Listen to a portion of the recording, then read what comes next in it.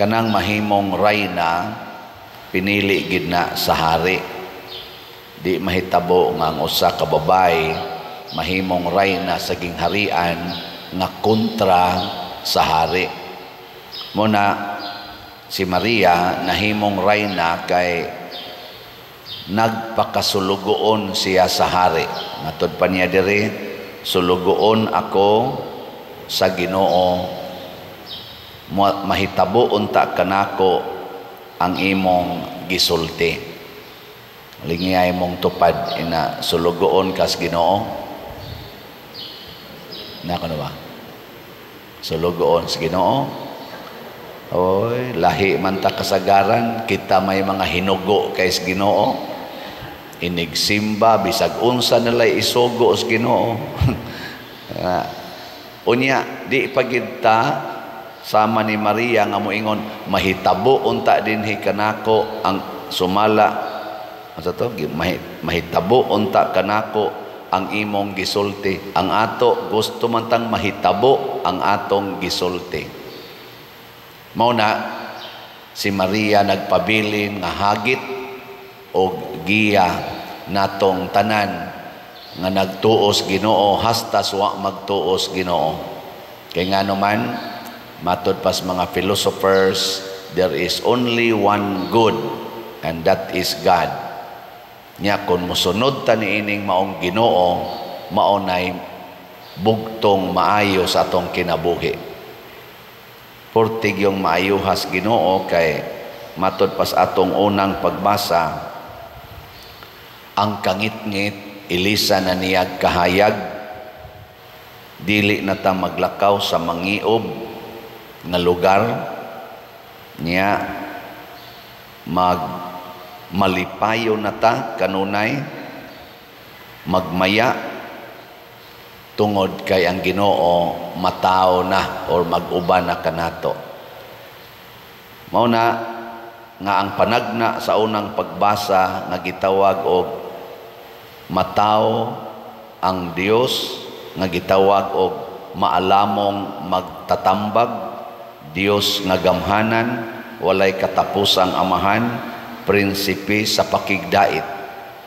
Mao ni siya ang nature sa Ginoo nga gipakatao ni Maria. Og nganong natao ang maong gamhanang Dios dinhis kalibutan pinaagi ni Maria, kay si Maria nagpakasulugoon sa hari. Kanang rayna basta buhi pa ang hari, ang rayna muraragin na siya sulugoon sa hari. Sulugoon. Pero gibalyo siya kay isip rayna, isip asawa sa hari. Pero ang iyag yung role, magsige ra nagtahod sa hari. Panagsara kayo ang rayna nga mudiktar sa hari. Labi na gyud sa Ginoo. So kita di ay mahimo sadtang mga rayna sama ni Maria. Pero ang ato lang buhaton magpakasulugoon lang gid tas Ginoo. Pananglitan sugo bas Ginoo nga magpalaygit ka. Sugo ka nas Ginoo. Og ngano mang nagpalaygit man or nagpills man ang usa ka babae or usa ka asawa, hadlok siya og hadlok na siyang mupakatao og bata. Nya kana ra bang bata nga ipakatao, mao ra ba na ang promise of God? Mao na siya ang paglaom nga misidlak daw adlaw. Kana bang kada bata nga matao dunay promise ang Ginoo, dunay paglaom nga gipakatao ang Ginoo.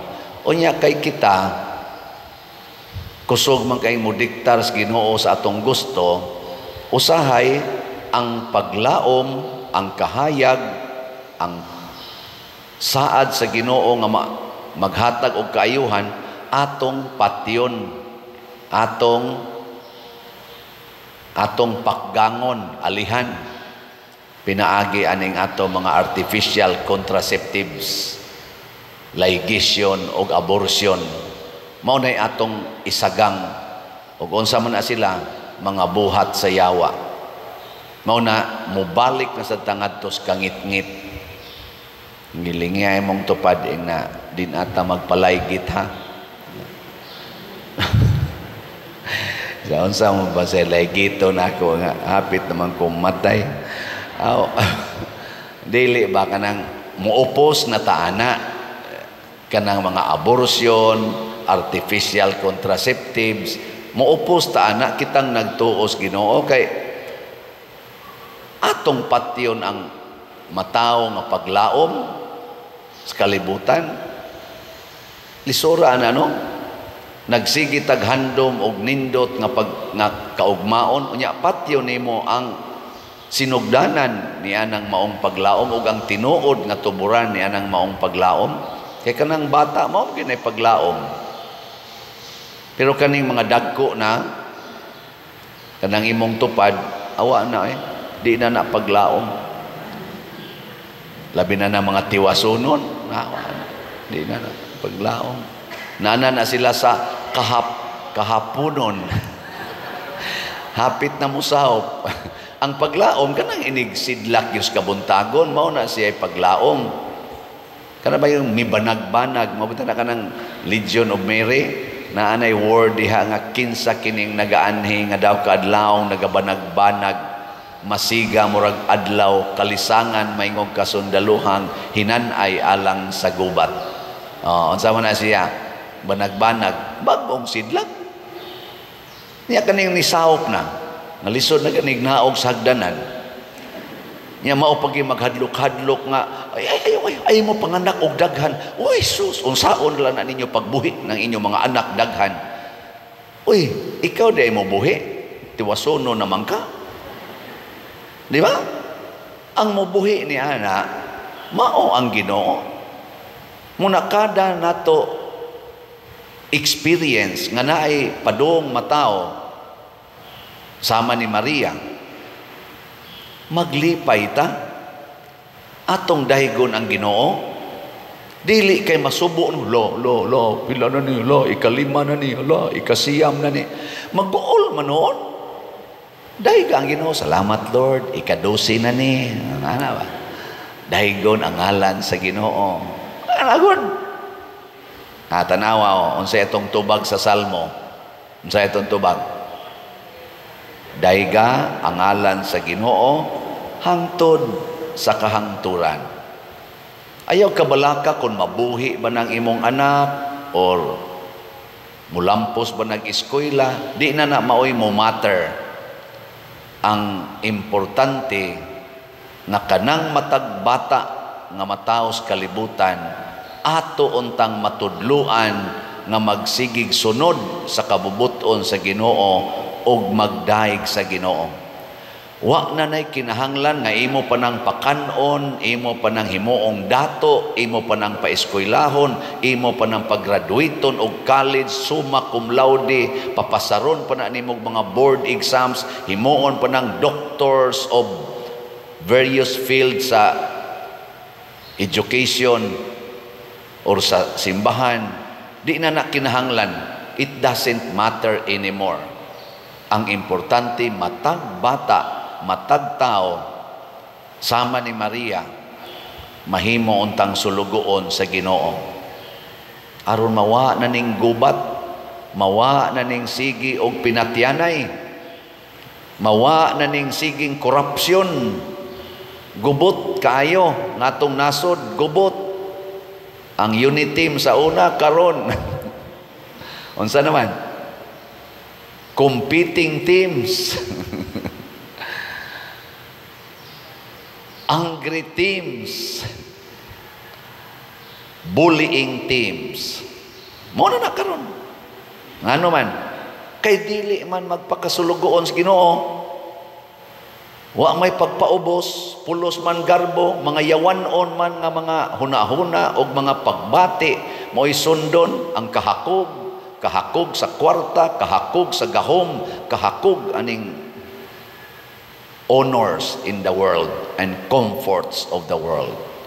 Na naglisod kaya. Lingay mong tupad. Ing nasa inyong silingan, unit team pa mo.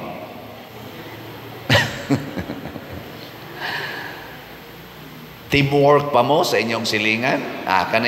Kanilang adas kumpanya. Nga kumpanya ba? Kung tawhanon lang yun nga pag standard, maglisod kita. Kanang kumpanya, naaginay regular schedule sa kanang gitawag na to og teamwork, team building, mga seminars, naaginay regular team building. Ighuman sa team building, o pa gani mahuman ang team building, galinibakay na. O pa mahuman ang team building, galinibakay na. O niya, naaday teamwork ka na. Adinhisad sa atong kuan, atong simbahan, siging recollection. Pero paskang linibakay din hisod simbahan. O niya, sugo din as Ginoo. Mga nailisod. Muna, kanindot unta kung mga ambisyon tang mahimo sad tang rayna sama ni Maria. Dili tingita mo ili sa iyang trono, pero musunod ta sa iyang pagkamasinugtanon, pagkamatinahuron ngadto sa amahan o sa pulong o kabubuton sa amahan.